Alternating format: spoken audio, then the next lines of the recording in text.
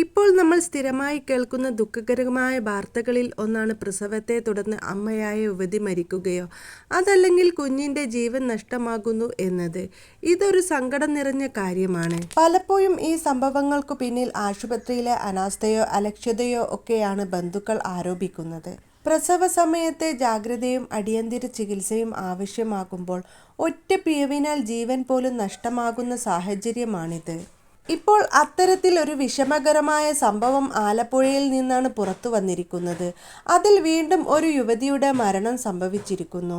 മാതാവിൻ്റെ മരണത്തിൽ ആശുപത്രിക്കെതിരെയാണ് കുടുംബം നാട്ടുകാരും കുറ്റം പറയുന്നത്. എടുത്തുത്ത കൊടുക്കുന്ന കോലത്ത് KJ മോഹനൻ്റെ മകൾ നിത്യ മോഹനാണ് പ്രസവത്തെ തുടർന്ന് മരിച്ചത്. വെള്ളിയാഴ്ച രാവിലെ 6 മണിക്ക് തിരുവല്ല സ്വകാര്യ മെഡിക്കൽ കോളേജിൽ പ്രവേശിപ്പിച്ചതാണ്. പ്രസവ വേദനയെ തുടർന്നാണ് നിത്യ ആശുപത്രിയിൽ അഡ്മിറ്റ് ചെയ്യുന്നത്. തുടർന്ന് ഓപ്പറേഷൻ തിയേറ്ററിലേക്ക് കൊണ്ടുപോകുകയും ചെയ്തു. നോർമൽ ഡെലിവറി സാധ്യമല്ലാത്തതിനാൽ സിസേറിയൻ ആയിരുന്നു നിത്യക്ക് പറഞ്ഞിരുന്നത്. ഇത് വീട്ടുകാർ സമ്മതിച്ചതുമാണ്. കൺസെന്റ് ഒക്കെ എഴുതി നൽകി നിത്യയെ ലേബർ റൂമിലേക്ക് കൊണ്ടുപോയി. ഏകദേശം 11 മണിയോടെ സിസേറിയനിലൂടെ കുട്ടികളെ പുറത്തെടുത്തു. ഇരട്ട കുട്ടികളാണ് നിത്യക്ക് ജനിച്ചത്. എന്നിരുന്നാലും പ്രസവം കഴിഞ്ഞതിന്റെ പിന്നാലെ നിത്യക്ക് തീവ്രമായ രക്തസ്രാവം ഉണ്ടായത് കുടുംബത്തെ അതീവ ആശങ്കയിലാക്കിയിരുന്നു. ഈ രക്തസ്രാവം സാധാരണ പരിധിയിൽ നിന്നും അല്ലാത്തതിനാൽ ഉടൻ തന്നെ ആശുപത്രി അധികൃതർ സംഭവം വളരെ ഗുരുതരമായി കാണുകയും ചെയ്തിട്ടുണ്ടായിരുന്നു. അവർ കുടുംബത്തെ വിളിച്ചാണ് ആ പ്രതികരണം പങ്കുവച്ചത്.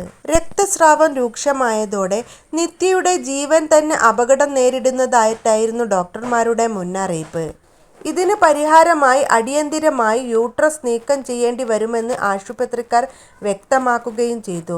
മകളുടെ ജീവൻ രക്ഷിക്കേണ്ടത് ഏറ്റവും പ്രധാനപ്പെട്ടതായതിനാൽ അതിനായി വീട്ടുകാരും ഈ ശസ്ത്രക്രിയക്ക് സമ്മതം നൽകി.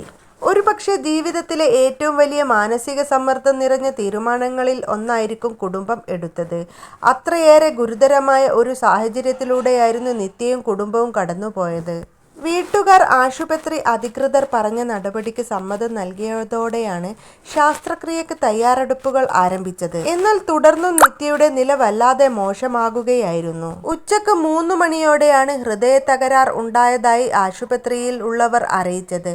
ഉടനെ അവളെ വെന്റിലേറ്ററിലേക്ക് മാറ്റുകയും ചെയ്തു. എന്നാൽ അതിനുശേഷം കുടുംബാംഗങ്ങളെ കാണാൻ പോലും അനുവദിച്ചിരുന്നില്ലെന്നും മറ്റൊരു ആശുപത്രിയിലേക്ക് മാറ്റാനുള്ള ആവശ്യം ഉന്നയിച്ചപ്പോൾ അതിനും അനുമതി നൽകിയിരുന്നില്ലെന്നും ബന്ധുക്കൾ പറയുന്നു. വലിയൊരു ആശങ്കയിലും ആശയക്കുഴപ്പത്തിലുമാണ് വീട്ടുകാർ മണിക്കൂറുകളോളം കാത്തിരുന്നത്.